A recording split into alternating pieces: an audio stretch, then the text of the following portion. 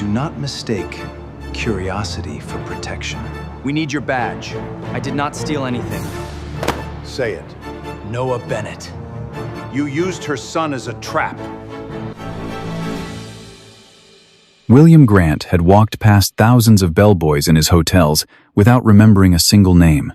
But the morning Noah Bennett lifted a guest suitcase in the marble lobby, a wooden horse keychain swung from his hand.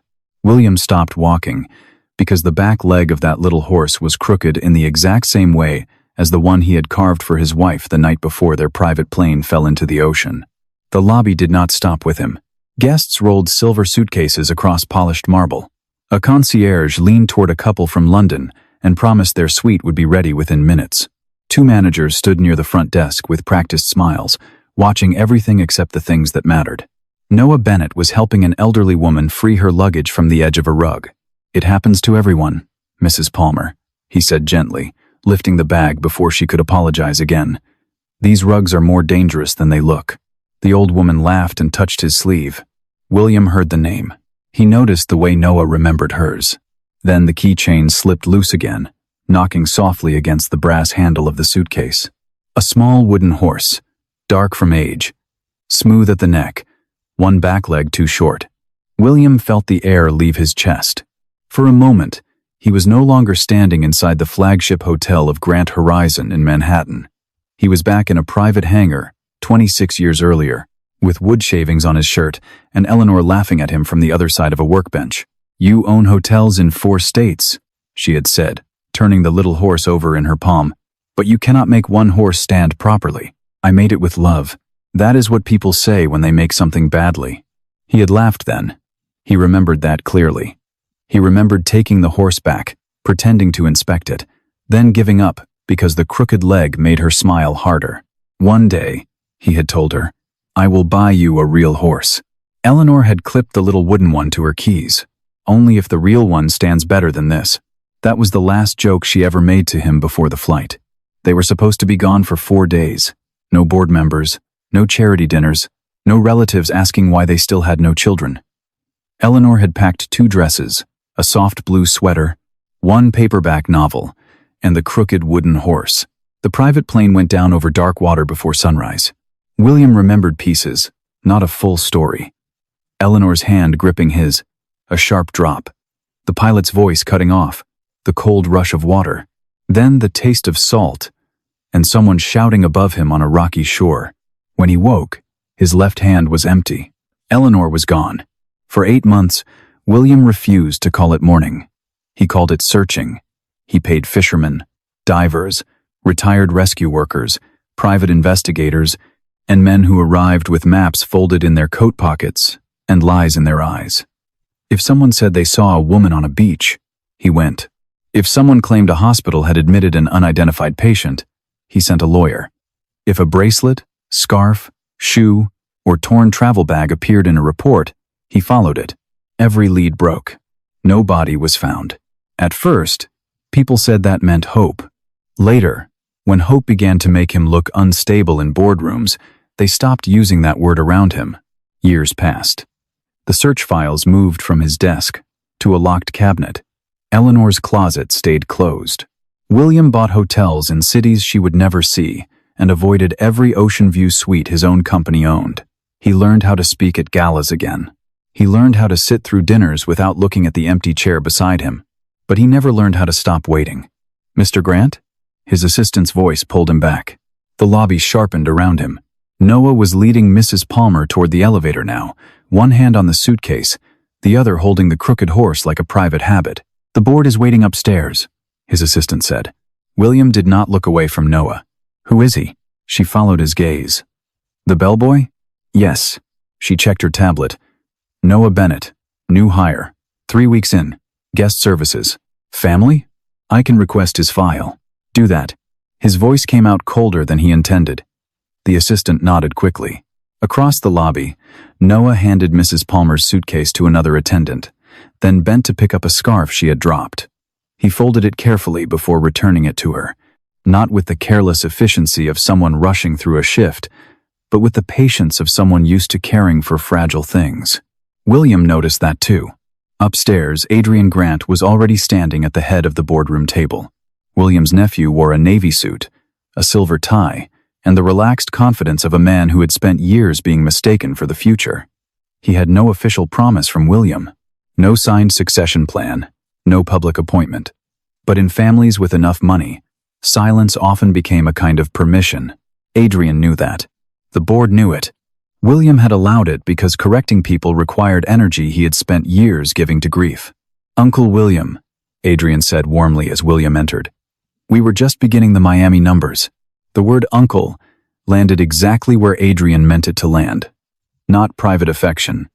Public reminder. William sat. "Then make them worth the time." A few directors looked down at their papers. Adrian's smile stayed in place, but his eyes narrowed slightly before he turned to the screen. The presentation lasted 40 minutes. William heard almost none of it. He saw the wooden horse against Noah's fingers. He saw Eleanor holding the same horse in the hangar, teasing him about the crooked leg. He saw water. After the meeting, William returned to his office and opened the personnel file his assistant had sent. Noah Bennett, 25 years old, born in Maine, no college degree listed, previous work at a ferry terminal cafe, a roadside inn, and a memory care center. Emergency contact. Elena Bennett, mother. Elena, not Eleanor. William leaned back slowly. For a second, shame rose in him. He had wanted the name to match. He had wanted the impossible to become simple on a screen. But grief did not make evidence. A keychain could be sold. Found. Donated. Passed from one stranger to another with no meaning left inside it. Then he read the note from Noah's interview. Reason for applying. Needs stable income to support mother's long-term care. William's hand stopped on the page. A knock came at the door. His assistant opened it halfway. "Noah Bennett is here, Mr. Grant." William looked up. He did not remember asking for the boy to be sent immediately, but apparently he had. "Let him in." Noah entered with the controlled posture of someone trying not to look impressed by money. His uniform was clean, but the cuffs had been mended by hand. His shoes were polished, though the leather had creased from long use. He stood near the door until William pointed to the chair. "Sit." Noah sat carefully. "Did I do something wrong, sir?" The question was too quick, too practiced. William had heard fear in employees before, but Noah's question carried something older than fear, a habit formed by years of entering rooms where people with power had already decided what he was. "No," William said. "You helped Mrs. Palmer in the lobby." Noah blinked. Her suitcase was caught. "You knew her name. She told me yesterday." He looked down at his hands. People like being remembered when they are traveling alone. William studied him. The wooden horse lay against Noah's palm, half hidden by his fingers. "That keychain," William said. "Where did you get it?" Noah's hand closed around it. The polite employee mask faded. Something protective took its place. "It was my mother's. Does she know where it came from?" Noah hesitated. "No, not clearly." William kept his voice steady. "What does that mean?" "My mother has memory problems." Noah rubbed his thumb over the horse's uneven leg. "Some are recent. Some go back before I was born. She was found on a beach in Maine after a storm. No ID that made sense. A head injury. She could not remember her full name." William's fingers tightened against the desk. Noah continued. "Softer now. A church volunteer helped her start over. Mom eventually used the name Elena Bennett. But sometimes, when she was tired, she called herself Eleanor by mistake." William looked away before Noah could see his face change. Noah saw it anyway. She also said strange things about this. He lifted the horse slightly. "When I was little, she used to hold it and ask me whether he had bought the real horse yet. I thought it was just one of those broken memories." William did not breathe. And sometimes, Noah added, she would look out at the water and say someone was waiting for her. The office went quiet. Outside the windows, Manhattan moved in clean, expensive lines. Inside William, the past did not return as a memory anymore. It returned as a question. Noah shifted in the chair, suddenly embarrassed by how much he had said. "If wearing it during my shift is unprofessional, I can keep it in my locker." "No." The word came too fast. Noah froze. William lowered his voice. "Keep it with you." Noah stood slowly, unsure whether the meeting was over. At the door, he turned back. "Mr. Grant?" William looked at him. My mother always said someone was waiting. I never knew if I should believe her. His fingers closed around the horse again. But when you saw this today, you looked like maybe she had been right. Then he left. William remained seated for a long time. He did not call it hope. Not yet. Hope had ruined him once. Instead, he opened the locked drawer beneath his desk, took out the old search file marked Eleanor Grant, and placed Noah Bennett's personnel file beside it. The two folders did not prove anything, but for the first time in 26 years, William was afraid of what proof might cost. William did not call Martin Hale until after midnight. For almost an hour, he sat alone with the two folders open on his desk. One was thick, old, and worn at the corners from being opened too many times during the first years after the crash. The other was thin, clean, and new, with Noah Bennett's name printed at the top as if it belonged to an ordinary employee. William placed Eleanor's photograph beside Noah's file. The photograph had been taken in the hangar before their last flight. Eleanor was holding the wooden horse by the keyring, laughing at something William could no longer remember saying. The crooked back leg was visible even in the old picture, a tiny flaw no stranger would have noticed, but he could have recognized blind. Still, recognition was not proof. That was the sentence he kept repeating to himself. When Martin finally answered, his voice was rough with sleep. William? I need you at the hotel first thing in the morning. There was a pause. Is this about the Miami deal? No. Another pause. Is this about Eleanor? William closed his eyes. Yes. Martin did not ask another question. He arrived at 7:30 with no assistant, no briefcase larger than necessary, and the face of a man who understood that some files were not legal work first. They were wounds. William told him everything. The bellboy, the wooden horse, Elena Bennett, Maine, the beach. The phrase Noah said his mother repeated when she was tired. Someone was waiting for her. Martin listened without interrupting. Only when William finished did he take out a pen. We do this cleanly, Martin said. Public records first. Archive storm reports. Hospital intake records if accessible. Identity filings. Birth records. Nothing that violates Noah's privacy. Nothing that violates his mother's. I know. And William looked at him. If this is not her, you must stop before you hurt that young man. The warning landed harder than William expected. He nodded. The first answers came back wrong. Or not wrong exactly. Broken. The small coastal hospital that had treated an unidentified woman after the storm had closed 9 years earlier. Its records had been moved to a regional archive, then moved again after a basement flood. The intake sheet existed, but only as a scanned copy with water stains across half the page. The patient had been listed as Jane Doe. Approximate age, early 30s. Injuries, head trauma, exposure, disorientation, personal effects, damaged coat, broken keyring, one small wooden object. William read that line until the words blurred. But there was no photograph attached. No fingerprints available. No clear last name. No next of kin. The nurse who signed the form had died 6 years earlier. The doctor had retired to Arizona and could not remember one patient from a storm week filled with wrecked boats and flooded roads. The church volunteer who had helped Jane Doe after discharge, Grace Bennett, had passed away the previous winter. Every door opened into another locked room. Martin came back 3 days later with a second folder, thinner than William wanted. Grace Bennett kept personal journals, he said.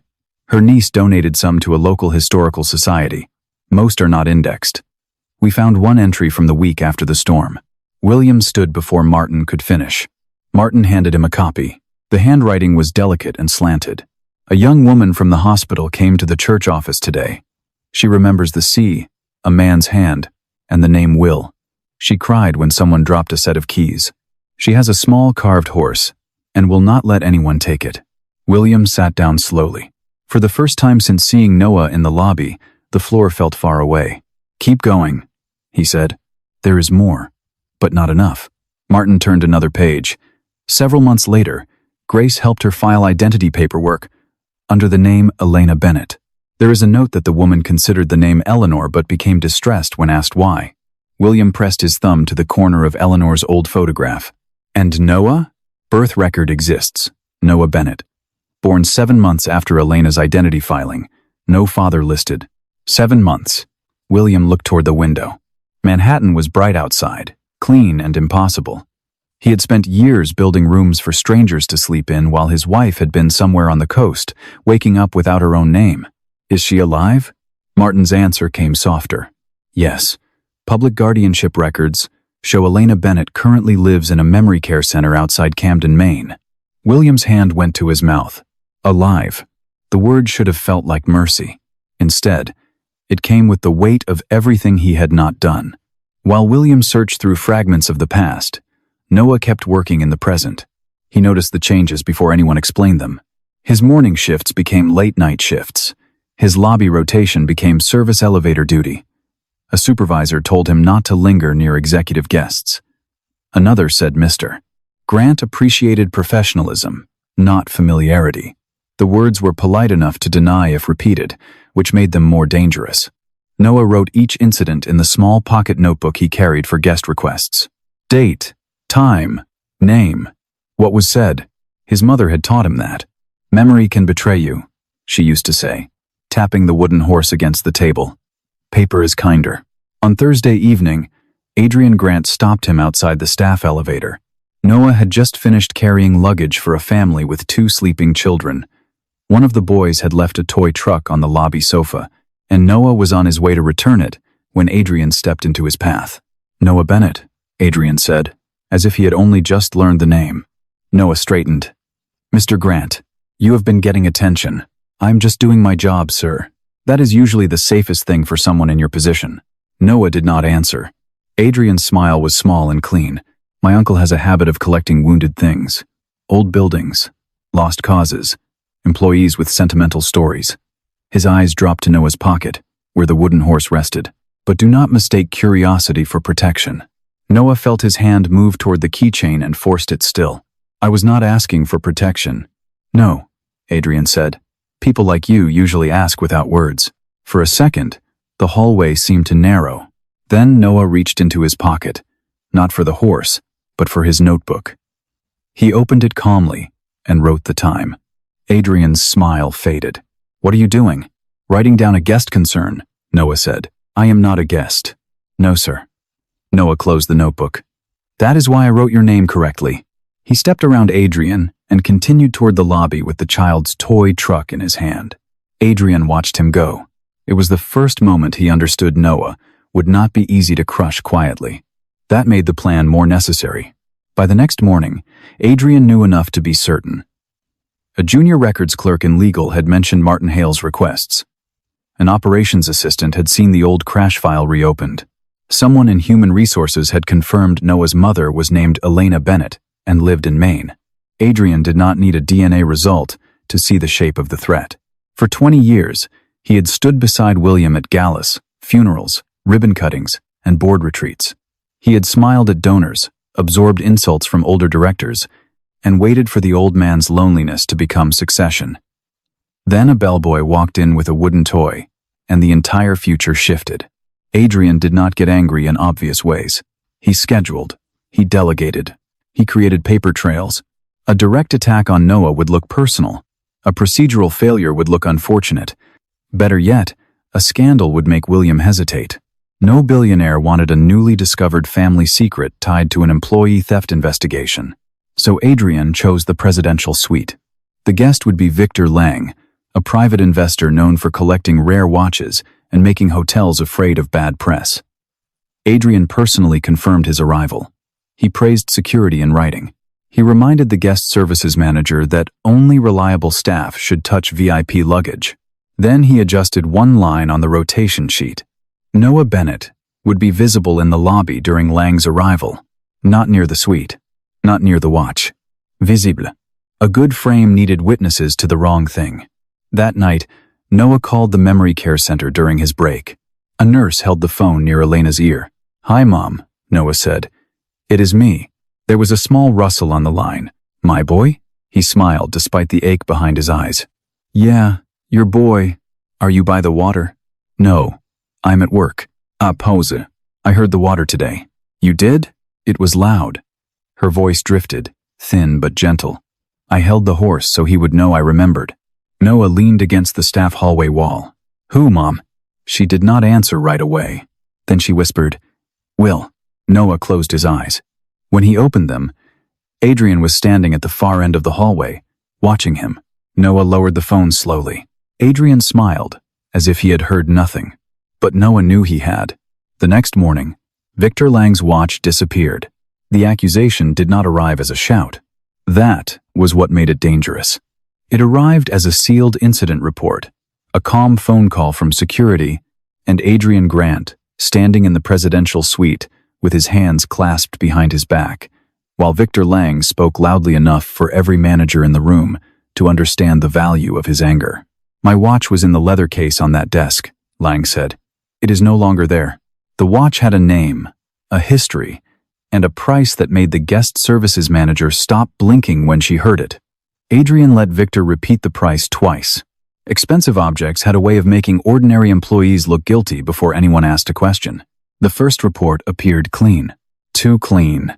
At 9:17 p.m., Noah Bennett's employee credential opened the presidential suite. At 9:19 p.m., a figure in a bellboy jacket appeared near the service corridor. At 9:23 p.m., a sealed lost property pouch was logged through housekeeping. At 9:31 p.m., the pouch entered temporary storage under the name of Marcus Dean, the junior night manager.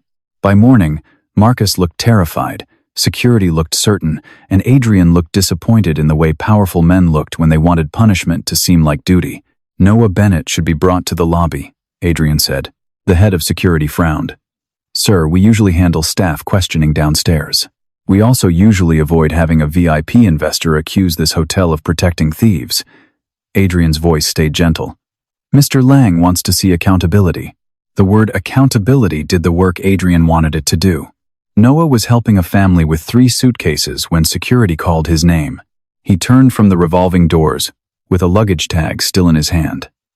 Mrs. Palmer was beside him again, wearing the scarf he had retrieved for her the night before. She looked from Noah to the security officer and immediately stopped smiling. "Is something wrong?" Noah asked. "Come with us." "Am I in trouble?" The officer did not answer. Noah looked across the lobby and saw Adrian near the front desk. Then he understood that whatever was happening had already been arranged before he was invited into it. He slipped one hand into his pocket and touched the small notebook there. "Paper is Kinder." His mother's voice moved through him like a hand on his shoulder. The lobby was not crowded enough to become chaos, but it was crowded enough to become shame. Guests slowed near the staircase. Staff members pretended to adjust flowers, check tablets, straighten jackets. Every face made the same promise. They would remember this, but no one would admit they had watched. Adrian stood beside Victor Lang and the head of security. "Noah Bennett," Adrian said. "We need your badge." Noah looked down at the badge clipped to his chest. "Why?" "There has been a theft from the presidential suite." The word theft traveled faster than footsteps. Noah's face went pale, but his voice did not break. "I did not steal anything." Adrian gave him a look almost kind enough to be cruel. "Your access credential opened the suite last night at 9:17. "That is not possible. We have the record." "I was in the lobby at 9:17. Victor Lang scoffed. "Convenient." Noah turned to him, not angry, not pleading. "Sir, I carried your bags when you arrived. I never entered your room after that." Adrian stepped closer. "Grant hotels do not forgive thieves," he said, "especially the ones who smile while carrying someone else's luggage." The line landed exactly where he aimed it, not just at Noah's job, at his class, at his uniform, at everyone who had ever been told their hands were close enough to wealth to be suspected, but never close enough to belong. Mrs. Palmer moved first. "That young man was helping me last night," she said. Adrian turned slowly, as if surprised an elderly guest had dared to interrupt an executive matter. "I appreciate that, Mrs. Palmer," Noah said quietly. "Mrs. Palmer," Adrian continued, "but this is an internal investigation." "No," she said, straightening her shoulders. "This is a young man being embarrassed in public." A few guests looked away. Noah felt something in his chest loosen, but only for a second. He could not let kindness do the work proof needed to do. He pulled a folded receipt from his pocket. At 9:16, I helped Mrs. Palmer into a taxi at the west entrance. The valet printed this receipt because her driver came to the wrong side first. Luis, The doorman was there. The west entrance camera should show it. Adrian did not reach for the receipt. A taxi receipt does not erase an access log. No, Noah said. But it means you should not be taking my badge in the lobby before checking the other records. The lobby changed then. Not enough to save him. Enough for people to realize he was not simply begging. Adrian's jaw tightened. Just slightly. You seem very prepared. Noah met his eyes. I have learned to write things down when people with power speak softly. That was when the private elevator opened. William Grant stepped into the lobby and stopped. He did not need an explanation to understand the shape of the scene. Noah stood beneath the chandelier, pale but upright. Adrian stood with the confidence of a man who had already chosen the ending. Victor Lang held his outrage like a luxury item. Staff watched from the edges, and in Noah's closed fist, William saw the line of the wooden horse pressed against his palm. Who authorized this in my lobby? William asked. No one answered quickly. Adrian recovered first. Uncle William, I intended to brief you privately, but Mr. Lang's watch is missing and the access records. Privately? William looked around the lobby. This is your version of privately? Adrian lowered his voice. We have to protect the reputation of the hotel. William's eyes moved to Noah's badge, still clipped to his chest. The reputation of this hotel will survive a missing watch. It will not survive using a lobby as a courtroom. Victor Lang stepped forward. Mr. Grant, that watch is worth more than... Then, you will want the truth, not a convenient employee. Victor's mouth closed. William turned to the head of security. Preserve everything. Not the summary report. Not edited clips. Raw access logs. Backup server records. Service elevator data. West entrance footage. Valet timestamps. Uniform storage access. Lost property routing. And executive terminal history. The security chief hesitated. Sir, that is broader than standard procedure. So is accusing an employee in front of guests. Adrian's expression cooled. The record is simple, he said. Noah's credential opened the room. William looked at him. Then the truth will remain simple after we examine it. They moved into the security office behind the lobby. Noah entered last. The room was too small for that much power. William stood behind the security chief. Adrian remained near the door, careful not to seem trapped. Victor Lang sat with his arms crossed. Mrs. Palmer had insisted on staying, and now occupied a chair no one had dared to deny her. The first access log appeared. Noah Bennett, Presidential Suite. 9:17 p.m. Adrian folded his arms. There it is, William said. Show me the credential origin. The security chief clicked into a deeper layer of the system. For several seconds, the screen loaded. Then, the first crack appeared. The credential used at 9:17 was Noah's ID, but it had been generated as a temporary duplicate at 8:52 p.m. from an executive operations terminal on the 28th floor. Adrian's floor. The security chief leaned closer. That should not happen. Adrian did not move. Temporary duplicates are generated for operational reasons all the time. William's voice stayed flat. Who approved this one? The approval field was blank. The room went quiet. William turned to Noah. You said you were at the west entrance. Noah placed the valet receipt on the desk. Mrs. Palmer's taxi was printed at 9:16. The camera should show me there. Louise can confirm I came back at 9:18 because Mrs. Palmer left her scarf at the concierge desk. The security chief pulled up the west entrance feed. There Noah was. Sambiland 16 p.m. Standing beside Mrs. Palmer's taxi, one hand on the door, the other holding her suitcase upright. At 9:18, another camera showed him at the concierge desk retrieving her scarf. Mrs. Palmer pointed at the screen. That is him. I told you. Noah did not smile. Being proven innocent of one piece did not end a frame built with many pieces. Adrian understood that too. The corridor footage still shows a bellboy jacket near the service elevator, he said. William nodded to the security chief. The grainy corridor clip appeared. A figure in a bellboy jacket moved with his face turned away. Same height. Similar build. Head lowered at the right moment. It was better than William expected. Adrian had not chosen a careless lie. Noah stepped closer to the screen. That is not my jacket. Victor Lang laughed once. You can tell that from a blur? Noah ignored him. The radio loop is on the left shoulder. Mine is on the right. My left sleeve is also torn near the cuff. I reported it to wardrobe last week because a luggage cart caught it. William looked at security. Uniform maintenance log. The security chief found it. Noah Bennett. Left cuff tear. Replacement pending. The footage showed no tear. The radio loop was on the wrong shoulder. William turned slowly toward Adrian. Adrian gave a faint shrug. So someone used a spare jacket. That does not prove who. No, William said. It proves someone wanted Noah to be seen without being clear enough to be identified. The next layer was uniform storage. A spare bell jacket had been checked out at 8:41 p.m. under housekeeping access. The housekeeping supervisor, called in shaking, insisted she had not touched it. Her card had been borrowed by Marcus Dean, the junior night manager, to resolve a lost property transfer. Marcus arrived, looking as if he had not slept. At first, he repeated the report. A sealed pouch, VIP concern, temporary storage, instructions from operations. Then Noah opened his notebook.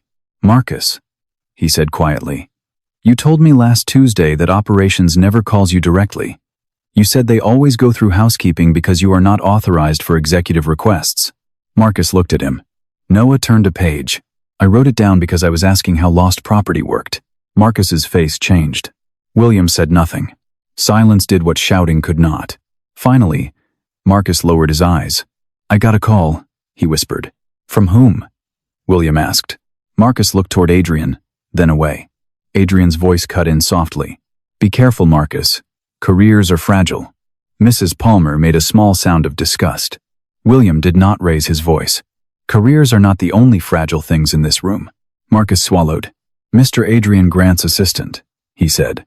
He told me to move the pouch and not ask questions. Adrian stepped forward. That is absurd. William held up one hand. Call the assistant. The assistant arrived 15 minutes later. He was young, ambitious, and already terrified. The kind of man Adrian chose because he still believed fear and opportunity were the same thing. William asked, were you instructed to arrange a temporary credential, a spare bell jacket, and a lost property transfer connected to Mr. Lang's watch? The assistant looked at Adrian. Adrian did not speak. That was his mistake. A guilty man sometimes threatens. A selfish one calculates. The assistant realized he was being calculated out. Yes, he said, barely above a whisper. Victor Lang stood. Where is my watch?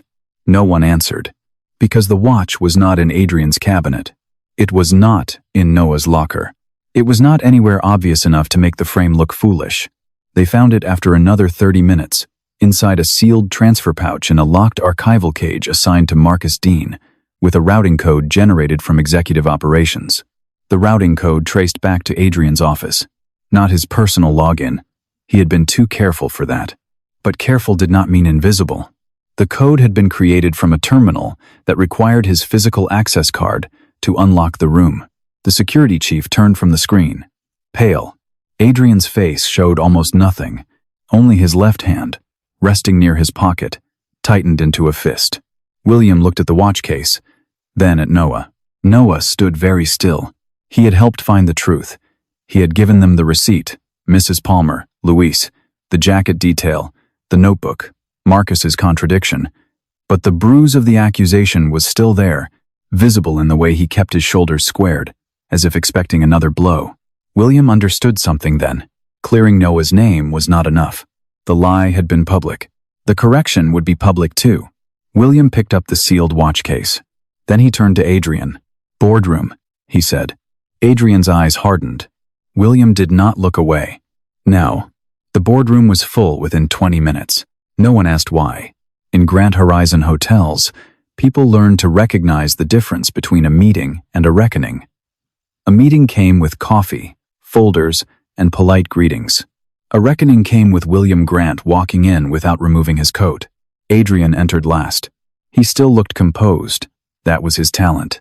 His face had the clean calm of a man who believed he could survive anything if he made the room feel impolite for questioning him. Noah stood near the far end of the glass wall, still in his bellboy uniform. That mattered to William. He did not ask Noah to change. He did not hide him behind lawyers. The lie had used that uniform to shame him. The truth would see it clearly. William placed Victor Lang's watch case on the table. Then he placed the documents beside it. Access logs. Credential origin report. West entrance footage stills. Uniforme maintenance record. Lost property routing chain. Marcus Dean's statement. The assistant's statement. Executive terminal access report. He did not begin with anger. He began with evidence. For several minutes, the only sound in the room was paper, sliding across polished wood. Adrian let the silence stretch until he thought it had softened the impact. Then he leaned back slightly. "This is an unfortunate operational failure," he said. "I take responsibility for not supervising the investigation more closely." William looked at him. The board members did too. Adrian continued, voice smooth. "But the intent was to protect a guest, protect the hotel, and respond quickly to a serious claim." Noah's jaw tightened. William saw it.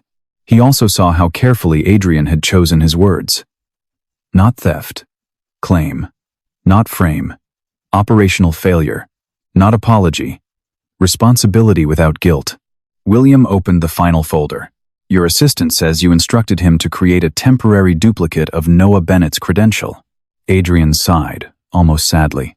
"Assistants under pressure misunderstand things. He also says you told him to route Mr. Lang's watch through lost property. I asked him to track a missing item. You asked him to use Marcus Dean's storage cage. Marcus has access to temporary holding. You asked him to do it after you had already ordered Noah brought to the lobby." Adrian's expression shifted then. Only a little. "Enough."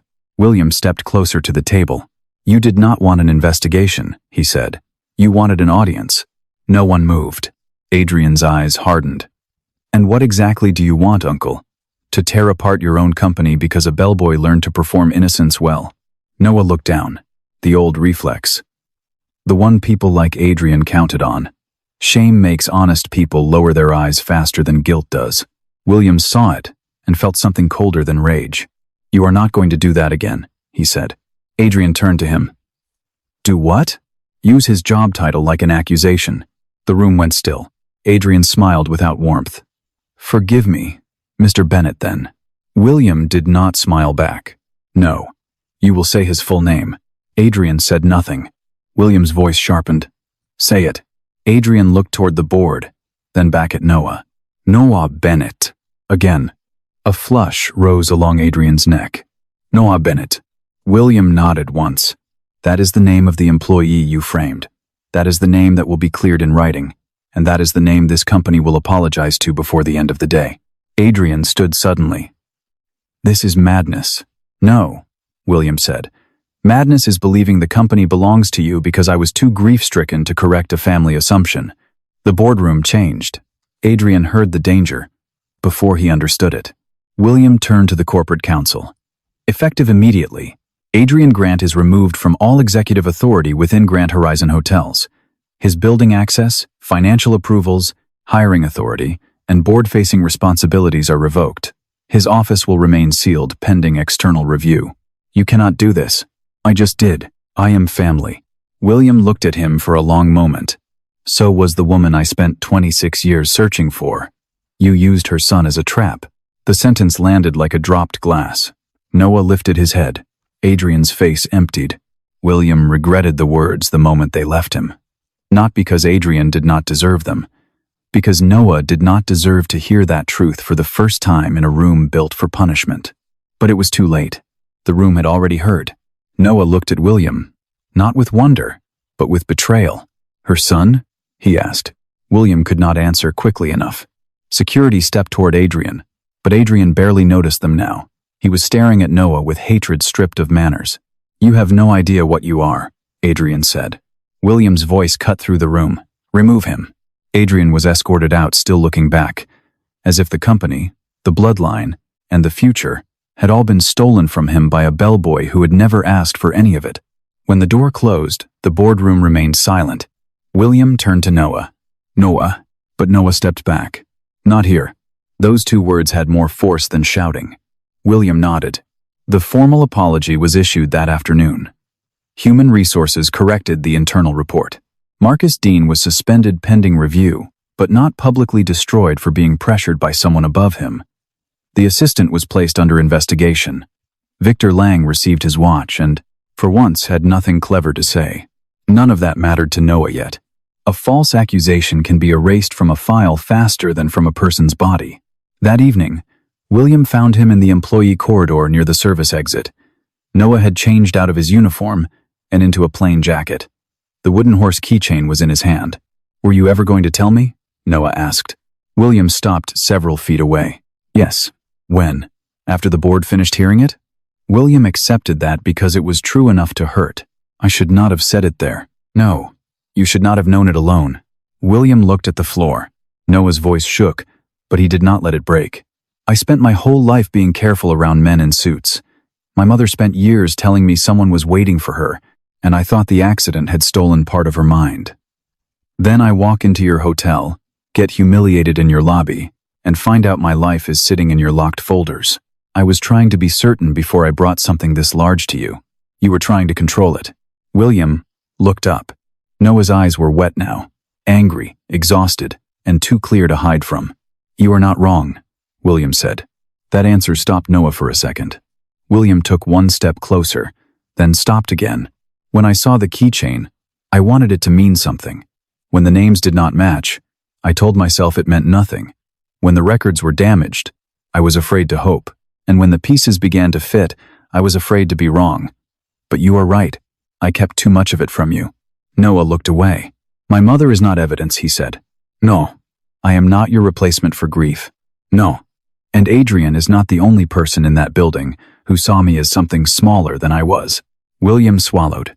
"No," he said. "He is not." For a long time, neither of them spoke. Then William took an old photograph from the inside pocket of his coat and held it out. Noah did not take it immediately. When he finally did, his fingers tightened. Eleanor stood beside the private plane, laughing into the wind, the crooked wooden horse hanging from her hand. Noah stared at the image until his anger had nowhere simple to go. "That is her," he whispered. "Yes, she looks happy," William said. Noah's throat moved. "She still does that thing with her thumb," he said. "What thing?" "When she is nervous, she rubs her thumb against whatever she is holding." He looked down at the horse. "She does it with this." William closed his eyes briefly. "I remember." Noah gave a short, bitter laugh. "Of course you do." William took the blow without defending himself. Then Noah said, "What do you want?" William answered carefully. "To help your mother if I am allowed. To know you if you allow it. To tell you everything I know and give you everything I found. Not as payment, not as pressure. Just because it belongs to you too." Noah looked at the photograph again. "And the father part?" William's eyes burned. "That is not mine to claim." The words sat between them. For the first time, Noah did not turn away. Martin explained the DNA test the next morning in a small conference room, not William's office. Noah chose the place. He chose the time. He read every page before signing anything. William sat across from him and said almost nothing. When Martin finished, Noah folded his hands on the table. "If I agree," he said, "my mother hears nothing until I decide how to tell her." "Of course," William said. "And you do not walk into her room because you have money, lawyers, or old photographs." "No. You ask me." William nodded. Noah held his gaze. "And if she is scared, we leave." "Yes." The test was done properly, with consent and no secrecy. The result arrived 3 days later. Noah opened the envelope himself.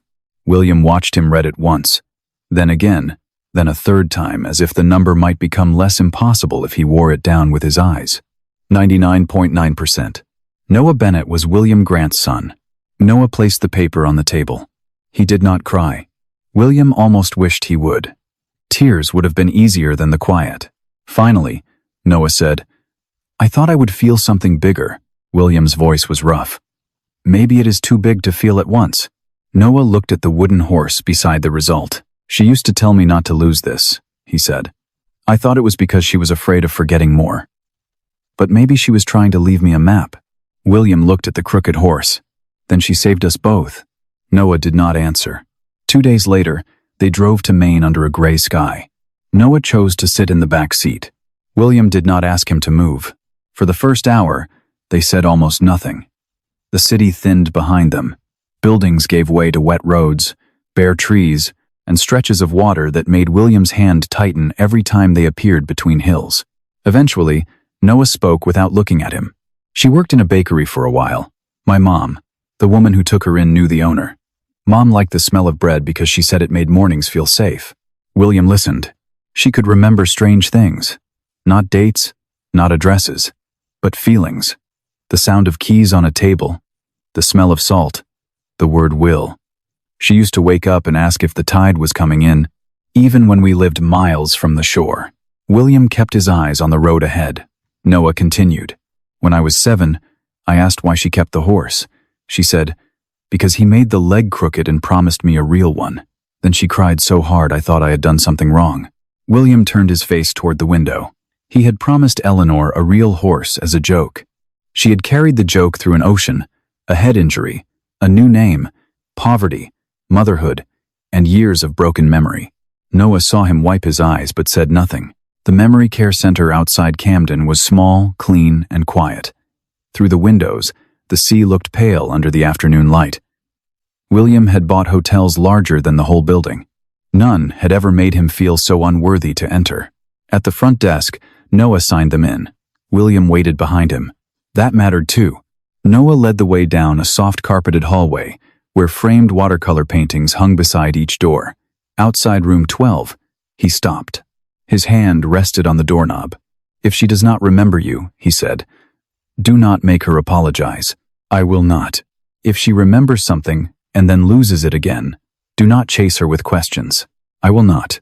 If she only remembers the horse, that has to be enough for today. William swallowed. It will be.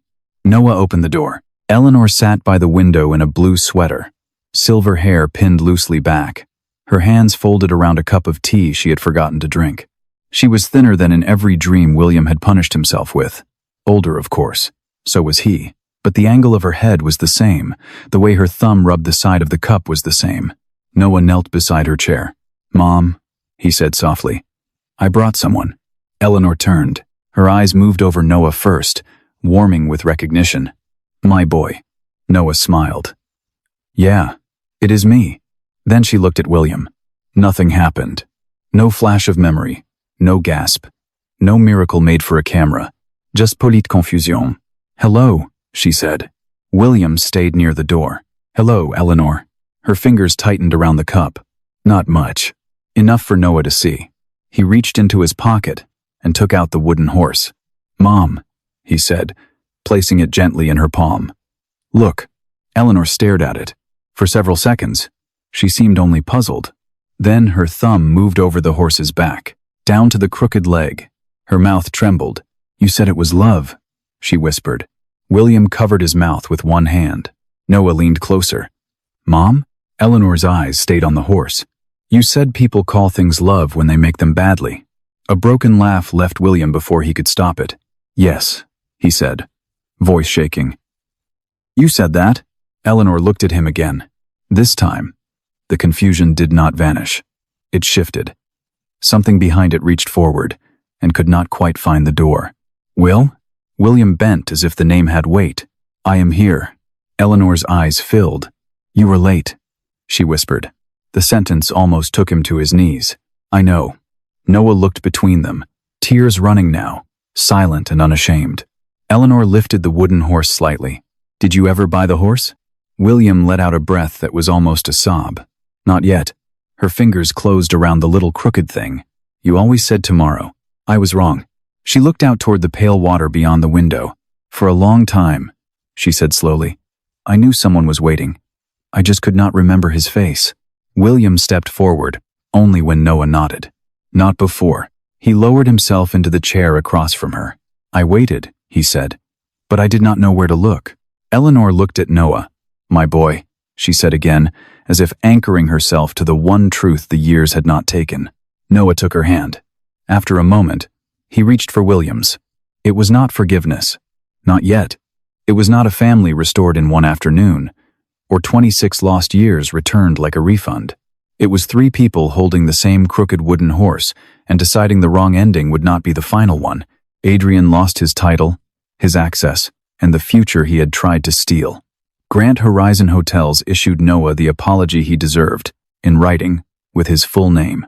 The lobby staff learned that uniforms could hide stories larger than executive offices, but the real ending did not happen beneath chandeliers. It happened in a quiet room by the sea, where a woman who could not remember every year still remembered the feeling of being loved. William did not ask Noah to call him father that day. He only said, "I lost 26 years. I will not ask you to give them back.